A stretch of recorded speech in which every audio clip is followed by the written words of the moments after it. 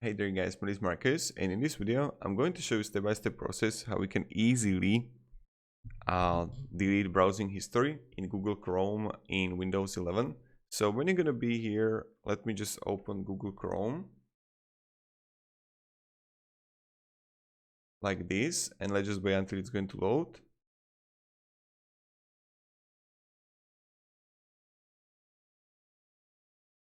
And what you want to do is pretty simple. Go to bottom top, click history, and you click on history. And now when you would click on history, you can simply click browsing data on the left side. And now you have option to choose browsing history, cookies, and you like clear data, and you choose like time range for how long you want, or you can go advanced and choose what you want. So this is pretty much it, how you can delete and you like clear data. That's it.